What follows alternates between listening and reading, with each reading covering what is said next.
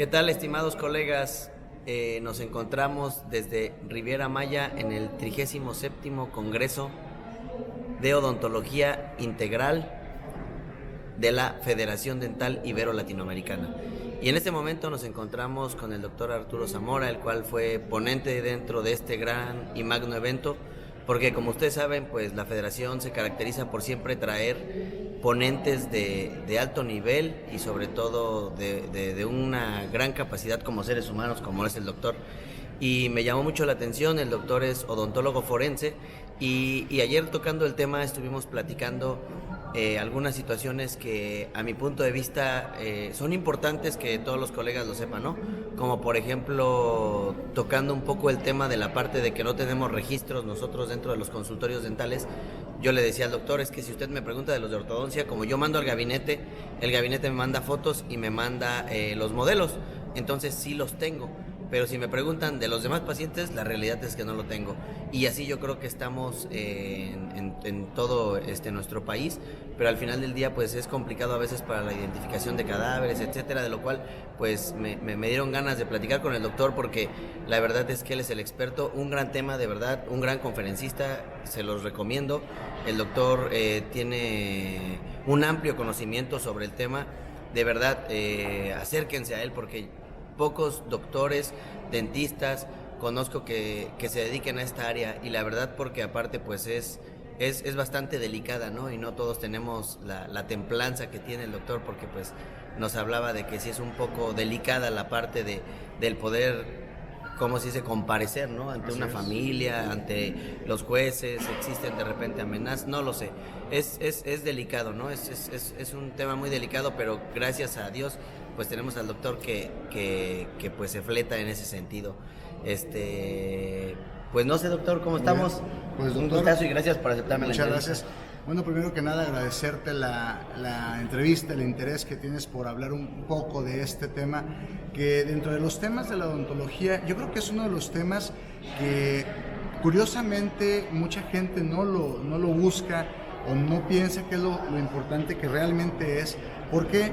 Pues porque pensamos que jamás nos va a pasar, pero se necesita la atención odontológica del área forense cuando nos pasa precisamente. Entonces es muy importante estos foros para poder platicar con los chicos, para poder platicar con los colegas y explicarles toda la importancia y el amplio gama que tiene la odontología forense, porque en algunos momentos, no sé si ustedes conocen esto, en algunos momentos pensamos que la odontología forense solamente es hablar de muertos. Y la odontología forense tiene dos componentes muy importantes, que es un componente legal y es un componente dental. En ese componente dental es donde hablamos a lo mejor de cadáveres, a lo mejor de marcas de mordedura, pero lo más importante es ese componente odontológico legal en el cual está mala práctica, está dictaminación de lesiones, está altas de consultorio, que son partes que son muy álgidas, son partes muy complicadas que a veces no tenemos ese conocimiento y lo llegamos a necesitar hasta el día que tenemos una demanda o tenemos un paciente que se nos complica. Entonces, qué bueno que existe ese foro por parte de ustedes para que pudiéramos hablar de un tema que es un tema que a mí en lo particular me apasiona. Como dice ahorita el doctor, realmente es un tema que gracias a Dios he estado en muchos lugares de México, he estado en muchos lugares del mundo dando pláticas y pues gracias por la invitación y estamos aquí a la orden, mi estimado doctor. Ok, muchísimas gracias, doc. Oye, una pregunta. Tú de los temas que has abordado para lo que te piden asesoría, ¿en qué aspecto, en qué sentido es donde más está demandado el odontólogo? Bueno, definitivamente el odontólogo se demanda más en casos de mala práctica. En mala práctica de cualquier tipo es de las más recurrentes. ¿Por qué? Porque desgraciadamente tenemos dos formas en las cuales un odontólogo puede ser demandado.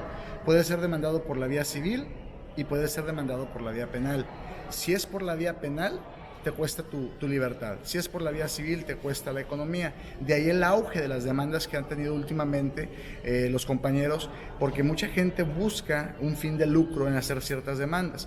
También hemos tenido situaciones muy problemáticas, doctor, donde he tenido que asesorar colegas que por alguna razón, por la acción inherente a su trabajo, la persona ha llegado a perder la vida adultos, incluso menores, y que desgraciadamente no cuentan ni con un consentimiento informado ni con una historia clínica. Es muy triste, desgraciadamente ocurre siempre, que muchos colegas no hacen historia clínica, muchos colegas no hacen consentimientos informados, no hacen notas de evolución, notas cronológicas, y eso sí es algo muy, muy, muy delicado. ¿Por qué? Porque a lo mejor a todos nos ha pasado, doctor, que de repente un amigo, un compañero te dice, oye, ¿me puedes hacer una resina? Claro, ¿cómo no? Mira, vente, le pones anestesia, le empiezas a trabajar y terminas tu resina en 15 minutos, pulidita y bien bonita. Pero imaginémonos por algún momento que al hacer esa anestesia, ese paciente se te choca y ese paciente no lo puedes reanimar, no puedes recuperarlo y el paciente fallece. No existió una historia clínica, no existió un consentimiento informado y vaya, son situaciones que a nadie se les desea, pero que han sucedido y no nada más en la ciudad donde yo vengo, que es la ciudad de Saltillo, Coahuila, sino que ha sucedido en varias ciudades del país y que he tenido la oportunidad de que me han pedido la asesoría para poder apoyarlos y realmente se vuelve complicado si no tenemos las herramientas con las que debemos de contar para poder solventar una situación de ese tipo, jurídicamente hablando. Ok, entonces, ¿qué recomendación le estamos dando a los colegas? Pues que hagan su historia clínica, que tengan su consentimiento informado y sobre todo yo siempre pues lo que les recomiendo, ¿no? Que se capaciten, que se actualicen, que puedan ellos meterse de repente a echarle una ojeada a las normas oficiales, a la parte, porque creo que es un área que independientemente a que nos la especifiquen o nos la den en la licenciatura, creo que eso ya nos corresponde muchas veces a nosotros, ¿no? En la parte del egreso. ¿Y por qué tú consideras, Doc, o por qué te apasiona tanto la parte de la odontología forense? O sea, yo siento que eres un ser humano muy sensible y esa parte yo creo que no cualquiera lo tiene, porque el hecho de ponerte en los zapatos de una familia que no encuentra a su familiar o que ya lo encontraron y tener la incertidumbre de que si eso no es. Yo sé que obviamente muchos dicen, te haces frío, pero yo creo que eso ya es parte de tu integridad. Pero yo digo, no es tanto que te hagas frío, sino que simplemente eres más sensible que a lo mejor los demás. No sé tú desde qué punto lo ves, ¿no? Mira, te voy a platicar algo. Tienes mucha razón. Nosotros tenemos una problemática en México, que es el problema de los desaparecidos. Tenemos muchísimos desaparecidos en el país. Es tan impactante la cantidad de desaparecidos que Cruz Roja Internacional está aquí en México tratando de ayudar con los problemas de desaparecidos, cosa que es la gran cantidad de muertos que tenemos sobrepasa a países que incluso están en guerra. Entonces tenemos una problemática muy importante. Lo que bien dices, doctor, sí hay una sensibilidad por mi parte en esas familias que todos los días salen a buscar a sus familiares, que todos los días cuando se encuentran alguna fosa clandestina, cuando se encuentra alguna fosa o restos óseos, van y preguntan sobre si son sus familiares sin ningún tipo de información real para poder cotejar si realmente es su familiar o no. Y desgraciadamente, ¿por qué digo esto? Porque, vuelvo a lo mismo, los odontólogos a veces no hacemos la historia clínica correspondiente, no hacemos datos de odontogramas, no hacemos modelos de estudio, no hacemos radiografías, que podamos aportarle a las familias cuando esta persona llega a desaparecer, para que podamos cotejar precisamente con los restos que se lleguen a encontrar en algún momento dado. Sí es muy cierto lo que me dices, hay un compromiso, hay una sensibilidad, definitivamente, que yo siempre he pensado que en el momento en que a mí me deje de impactar el área forense, en ese momento lo tengo que dejar. A mí todos los días me impacta.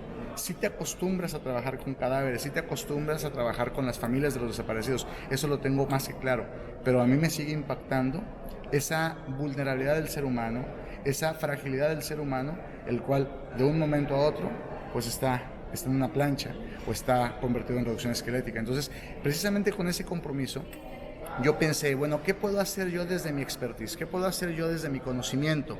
¿Cómo puedo yo aportarle algo a esas familias de los desaparecidos? Entonces, la única forma que a mí se me ocurrió es buscar herramientas desde el área odontológica para poder buscar estimaciones de edad, características individualizantes, que fue lo que me permitió desarrollar una técnica de estimación de edad, mejorar una técnica que ya existía, aportar algunos datos nuevos. ¿Para qué? Para que fuera más selectiva, más específica y que no tuviera tantos rangos de edad y que pudiéramos tener una especificidad entre los restos que se encuentran con la posible edad que tenía esa persona en el momento de la muerte. Entonces, eso me ha hecho trabajar en estos últimos 2 años con esa técnica de estimación de edad, la cual, te reitero, es una modificación de técnicas ya pasadas, pero con aplicación para población mexicana, y eso, créeme, lo hice con la intención de apoyar a las familias de los desaparecidos, porque yo la registré ante derechos de autor, pero no con un fin de lucro, no con la intención de querer yo negociar con ella, no. Yo incluso se las he dado en los congresos, aquí mismo te lo acabo de, en la plática que tuve oportunidad de dar con ustedes, yo les platico mi técnica, les platico mi ecuación para que la utilicen. No hay un fin de lucro, no hay una finalidad de buscar algún recurso. Mi finalidad es que las familias de los desaparecidos encuentren a sus familiares y que tengamos más argumentos, al menos desde mi expertise, que es la odontológica, que tengan una gran herramienta para que puedan encontrar a sus desaparecidos.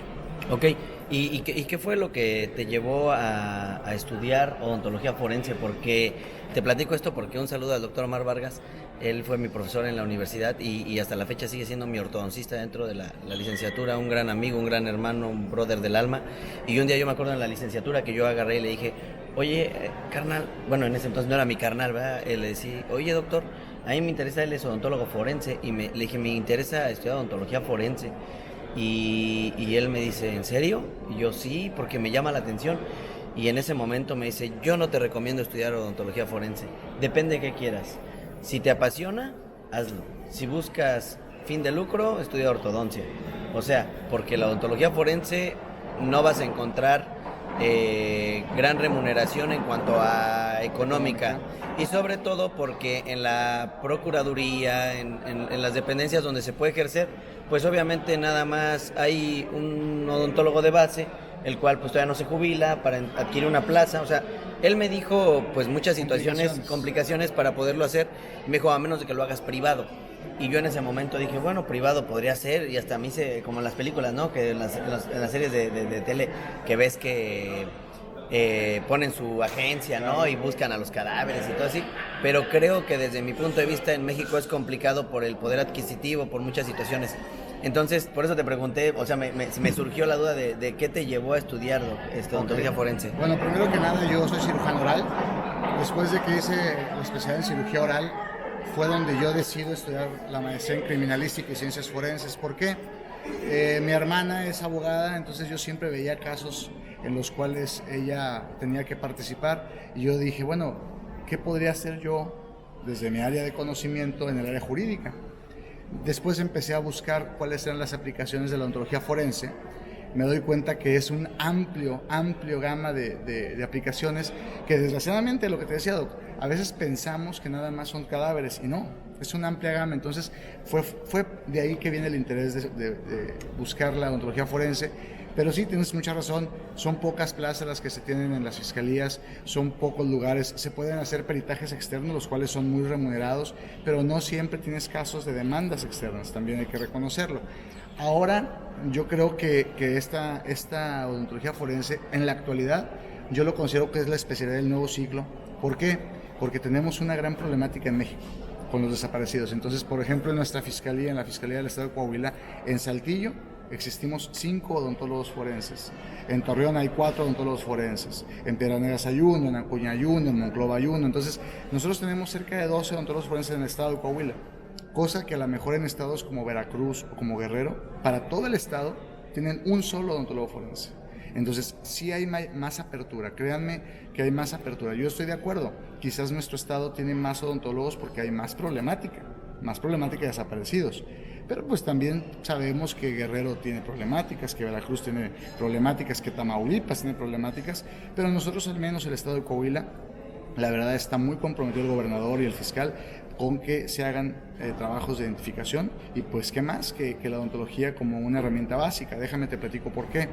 Existen 3 líneas de unicidad de una identificación, que es la genética, la dactiloscópica y la odontológica. La genética, tenemos un problema, es costosa.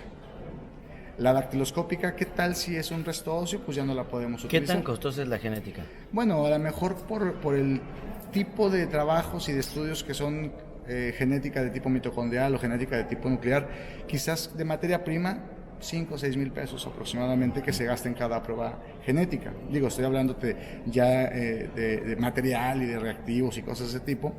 de validación de instrumentos, de equipos, etcétera, pues estás hablando de 5 o 6 mil pesos por análisis genético, estás hablando de una cantidad ya más considerada, ¿no? Okay. Hablando de dactiloscopía, pues tenemos una problemática distinta. ¿Cuál es esa problemática de dactiloscopía? Pues que no tenemos una muy buena base de datos. ¿Por qué? Porque pues la base de datos que se contaba antes era con personas que habían sido detenidas o que habían estado en alguna cárcel. Ellos estaban esos datos. En la actualidad tenemos ya el convenio para utilizar datos del INE, que eso es una gran ventaja, pero solamente los utilizamos con fines de identificación. Entonces, la otra función o la otra parte es de que los restos óseos que encontramos de esa temporada fuerte de asesinatos y desapariciones que fue del 2010 a 2012, pues ya ahorita están en reducción esquelética, entonces ya no podemos hacer dactiloscopía. Entonces nos queda la herramienta que nosotros dominamos, que es la odontología forense. ¿Por qué? Porque los dientes tienen una gran característica individualizante. Los dientes soportan más de 500 grados centígrados. Las restauraciones dentales soportan más de 650 grados centígrados. Hay características de las restauraciones dentales que son inigualables, que podemos ubicarlas. Y hay características dentales como malposiciones, inclinaciones, quiroversiones, incluso algún diente supernumerario que nos dan características individualizantes. Entonces, si nosotros hacemos un buen análisis de esas características individualizantes y tenemos con qué cotejarlo, que de ahí viene el compromiso con estos cursos que estamos dando, ese compromiso con estos chicos que apenas van a salir, con esos doctores que vienen a ver estas pláticas, es el compromiso para que generen un buen estudio de odontograma, un buen modelo de estudio, una buena serie radiográfica, para poder tener con qué cotejar lo que nosotros analizamos en el servicio médico forense con lo que se encuentra en los expedientes de los compañeros odontólogos. Esa es la parte importante de esto.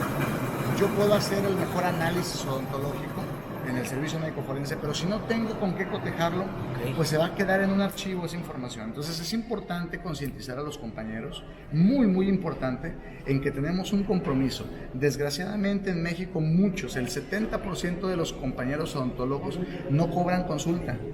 Y si no cobran consulta, entonces no puedes hacer una historia clínica, un modelo de estudio, una radiografía o unas fotografías clínicas. Entonces yo los invitaría en este momento a decir, bueno, pues cobra una cantidad, no sé, 300 pesos, 200 pesos, lo que tú quieras, pero haz una historia clínica mínimo para que podamos tener a todos nuestros pacientes con un registro dental que nos va a servir en casos de desaparición.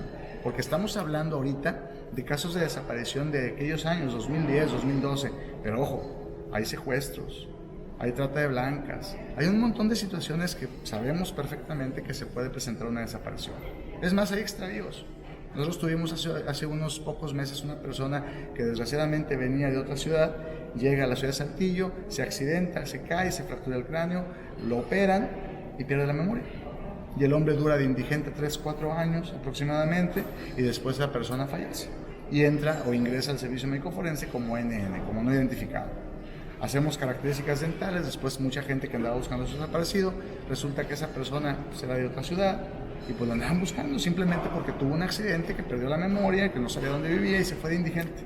O sea, no nada más son casos de la delincuencia organizada, pueden ser incluso situaciones de este tipo, gente con Alzheimer que se pueden extraviar, después pueden morir en algún arroyo como indigentes y no sabemos si tenemos un registro dental, pero sí tenemos un análisis que nosotros como odontólogos forenses hacemos un correcto análisis, pero ¿con qué lo cotejamos? Ese es el problema. Por eso una parte importante de mi plática que tuvimos aquí en la federación era concientizar a los colegas a que tenemos una obligación, que es tener una historia clínica, tener un modelo de estudio, tener radiografías y tener fotografías, que eso nos compromete y nos hace aportar información a áreas de la justicia.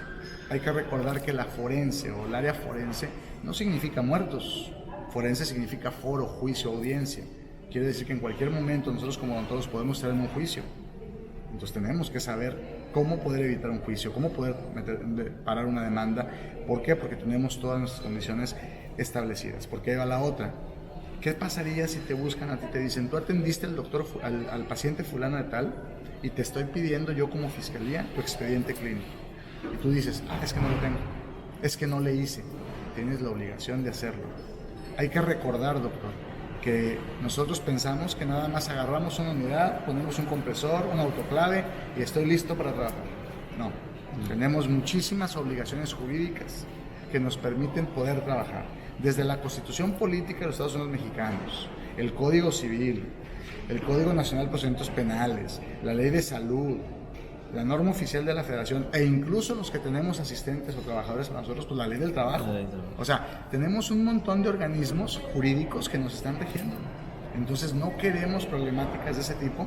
¿Cómo? Pues haciendo las cosas como se deben de hacer. Yo creo que esto, ojalá y este video podamos hacerlo llegar a todos los dentistas de México, en el sentido de que por eso fue mi iniciativa de hacer el blog, y fue porque el colegio nace de una necesidad propia de quererme yo capacitar, pero no había en mi estado cursos de calidad, no había en mi estado conferencias de calidad, no había congresos, no había nada. Había una asociación que hacía una conferencia mensual, pero pues muchas veces con profesores de ahí mismo, de la misma universidad y demás. Entonces yo quería o tenía la necesidad de salir a querer un curso. En ese entonces económicamente a mi esposa y a mí no nos iba muy bien, entonces era imposible para mí salir a otro estado. Entonces me decían, es que vale 6,500 pesos el curso, pero esos 6,500 pesos yo no los tenía. A lo mejor un amigo que era soltero sí. Entonces la necesidad me llevó a empezar a llevar catedráticos. Dije, bueno, cooperamos entre varios y pagamos a traer al doctor. Empecé con conferencias gratis y esto fue creciendo. Y la iniciativa del blog es despertar a los colegas. Claro. La iniciativa del blog es llevarles el conocimiento de lo que muchas veces ignoramos, porque dicen que el no conocer las leyes no nos exime de cumplir sus responsabilidades, ¿no? Entonces, porque a veces podemos decir, a mí nadie me dijo, yo no sabía que se manejaba desde ese punto, yo no sabía que la situación era así, yo no sabía que tenía que hacer en el expediente clínico así, que el consentimiento informado tenía que tener estas características, y desafortunadamente el hecho de que nosotros no sepamos todo este tipo de cosas, no sé si lo hagamos por flojera, malos hábitos, lo que sea, pero al final del día yo creo que es muy importante. Una frase que me gusta mucho es la de que el analfabeta era anteriormente quien no sabía leer ni escribir, y dicen que el analfabeta del siglo XXI es quien no tiene la capacidad de desaprender y aprender algo nuevo para renovarse.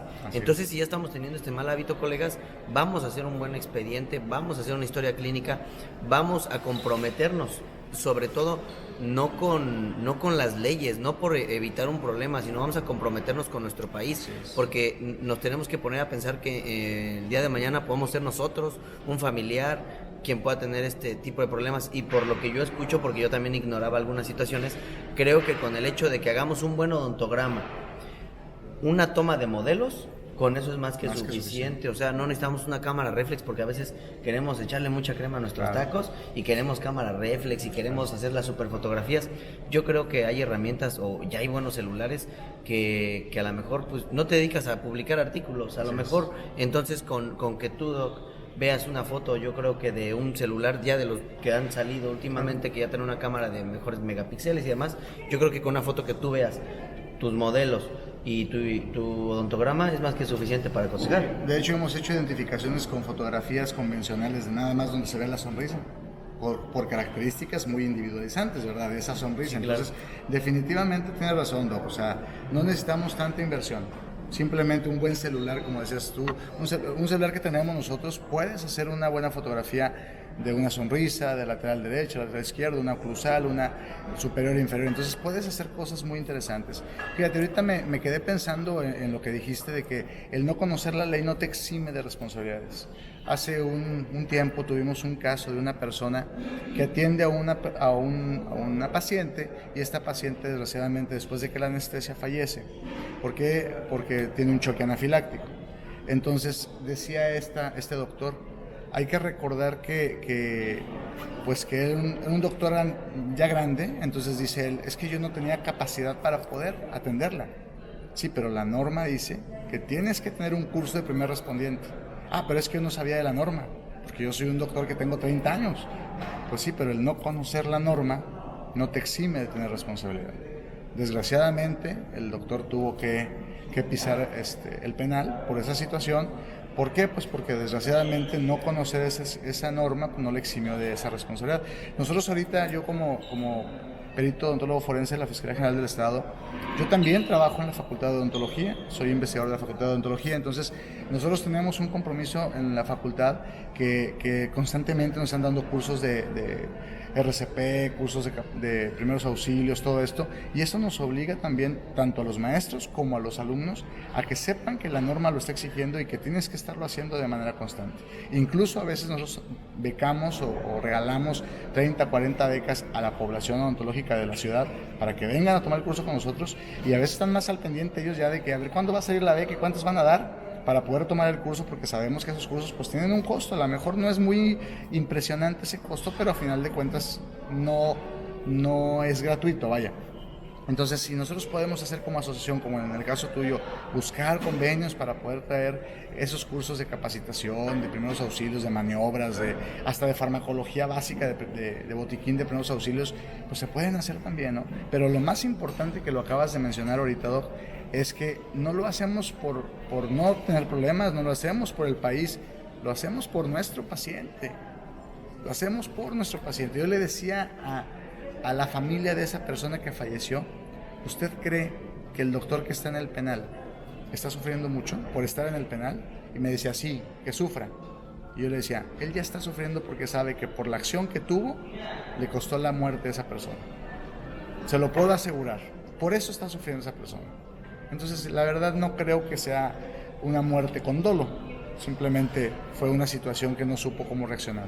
Entonces, yo no quisiera que algún colega pasara por esas situaciones, por eso les digo, preparémonos, estoy a la orden, como decías hace un momento, Doc, estoy a la orden para poder ir a apoyarlos con alguna plática, alguna conferencia. Yo estoy en la mejor disposición de apoyarlos. He estado en varias partes de México, he estado en muchos países que me han invitado, entonces me pongo a las órdenes y estamos para servirte. Muchísimas gracias, Doc.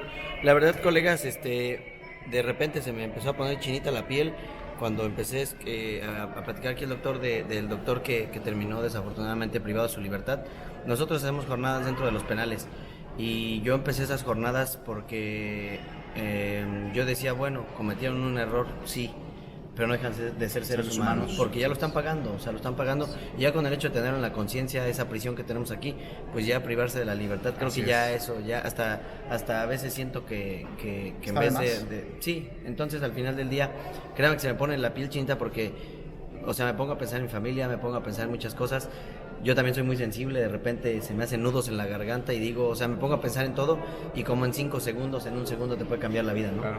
Y a veces nos confiamos de más, o sea, decimos, no pasa nada, es mi amigo, es mi primo, es mi cuate, no le tengo que hacer esto, y de repente, un segundo, colegas, un segundo puede cambiar toda nuestra vida y no nada más de nosotros, nuestras propias familias, ¿no? Así es. Entonces no hay que confiarnos, no hay que dejarlo, no hay que echarlo a saco roto. Yo creo que es algo muy importante y si yo siempre he dicho, ya hay que dejar de culpar, si al gobierno hay que dejar de culpar a la gente externa, o sea, somos más y creo que podemos hacer más, y yo siempre he dicho que pequeñas acciones pueden hacer grandes cambios, ¿no? Así es. Y si iniciamos en nuestra consulta con pequeñas, o sea, ¿qué nos cuesta una historia clínica? ¿Cuánto tiempo nos podemos tardar? Yo la mía es de una hoja por enfrente y por atrás, ontograma, o sea, yo creo que 15 minutos. 20 minutos máximo, así es. Haciéndola, llamas unas fotos, una hora, o sea, una hora, y al final del día, pues yo siempre he dicho, el paciente que no quiera quedarse a hacer la historia clínica o que no pagues porque no quiere venir, o sea, así es.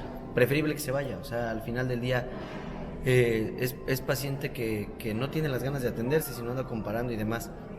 Pero bueno, creo que ese ya es al final otro tema, pero con los que tengamos, pues vamos a echarle ganas, colegas, vamos a unirnos todos, vamos a hacer esa parte que nos corresponde de tener un expediente, sobre todo por nuestro paciente, sobre todo por nuestra integridad, por nuestras familias y sobre todo pues teniendo el compromiso que nos corresponde, ¿no? Porque yo creo que es un compromiso el que adquirimos cuando protestamos y dijimos que estábamos nuestro juramento que estábamos dispuestos a sanar, ¿no? Así es. No, pues te agradezco mucho el espacio, el tiempo, la apertura que tiene la Federación para invitar a este tipo de temas y traerlos a una plataforma tan importante, porque obviamente el tema de la odontología forense a veces por morbo puede llamar la atención. Ayer me lo decían muchos compañeros, muchos colegas, muchos alumnos, decían, mi morbo era venir a ver qué tantos muertos sacaba en las fotos. Y dice, y me doy cuenta que me importó más el área legal que lo que pudimos haber visto de los muertos. Dice, a final de cuentas los muertos los ve uno en internet, ¿no? Pero las situaciones propias de una demanda y de situaciones cómo las vas a resolver, creo que fue lo que más les hizo, como decías ahorita, les puso la piel chinita a muchos. Y algo que al menos yo les digo a mis alumnos en la facultad, les digo, yo duermo tan tranquilo, podré dormir poquito, pero duermo tan tranquilo porque la mejor almohada es hacer las cosas como se deben de hacer. Y eso es lo que yo les podría dejar al final. Tenemos que hacerlo. Nos enseñaron a que no atendemos a un paciente si no tenemos una historia clínica.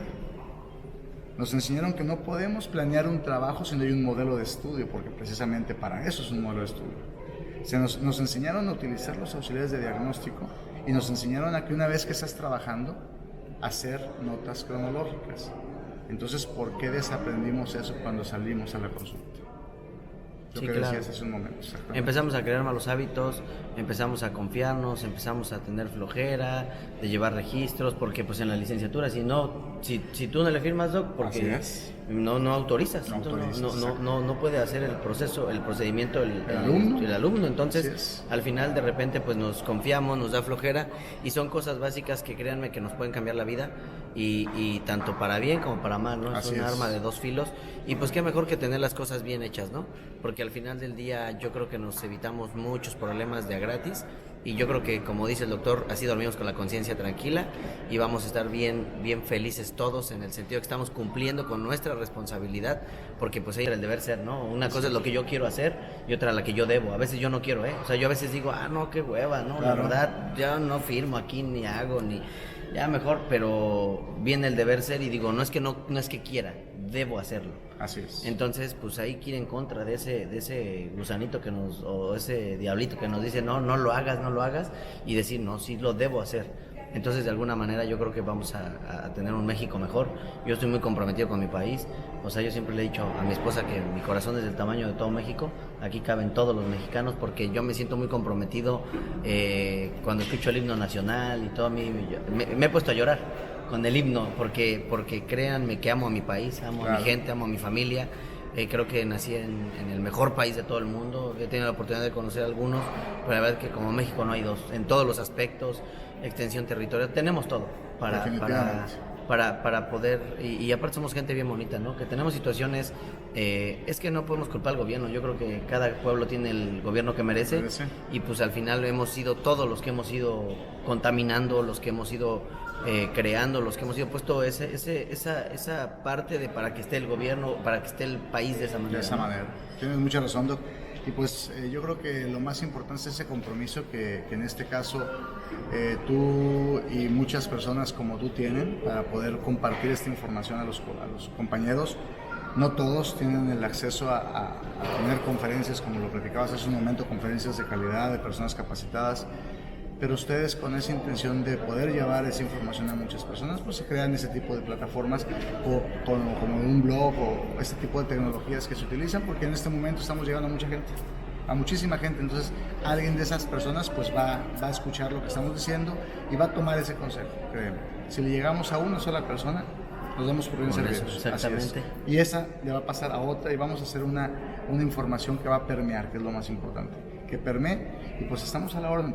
Estamos a la orden. Ojalá y les haya gustado, que te haya gustado el trabajo que tuviste oportunidad de ver el día de ayer en la conferencia, y ojalá les haya gustado esta charla entre amigos, charla entre dientes, vamos a llamar. Entre dientes. ¿Qué te parece? Entre dientes me parece perfecto, doctor. No, muchísimas gracias por tu tiempo, muchísimas gracias por la atención, y pues estás cordialmente invitado al colegio. Gracias. Vamos a organizar una conferencia allá, vas a ver que sí, y sobre todo pues para llevar este tipo de controversias, temas, preguntas que tenemos, pues para que todos podamos decirte, oye doc, si yo esto me pasa, si me pasó esto. Una mesa clínica. El primo de un amigo, ¿no? Y al final poder aterrizar y pues que todos los colegas se vayan con ese conocimiento, ¿no? Definitivo. Para que ya no podamos, no digamos yo no sabía. O sea, sí sabía, pero no lo quise hacer, ¿no? Sí sabía, o sea, yo creo que al final, yo les digo, toma chocolate y paga lo que debes. O sea, ahora sí que con base al trabajo está la paga. Entonces, definitivamente, pues ya no vamos a poder de que yo no sabía, la ignorancia me ganó, ¿no? Yo creo que hay que llevarlo al conocimiento. Te agradezco mucho, Doc. Bienvenido a la Federación. Esperamos que esto continúe en el sentido de que pues son grandes conferencistas como tú, doctor. Gracias. Que al final, pues la federación nunca se equivoca, también grandes seres humanos vienen aquí aparte de esa parte académica. Esto es la manera divertida, hermosa y aparte en la playa de poder transmitir el conocimiento. Definitivamente, y pues agradezco mucho todo el apoyo, acepto tu invitación, nada Gracias. más hay que cambiar, hay que checar la fecha y créeme que vamos a estar ahí contigo sin ningún problema y hacemos mesa clínica, hacemos un montón de cosas que créeme que tus afiliados van a estar muy contentos de hacer este tipo de cursos. Perfecto, doctor. Muchísimas Te gracias. agradezco mucho. Muchas gracias, doc, y un gustazo. No, Un gustazo de conocerte. Nos vemos, estimados colegas. Se despide su amigo Arturo Codem.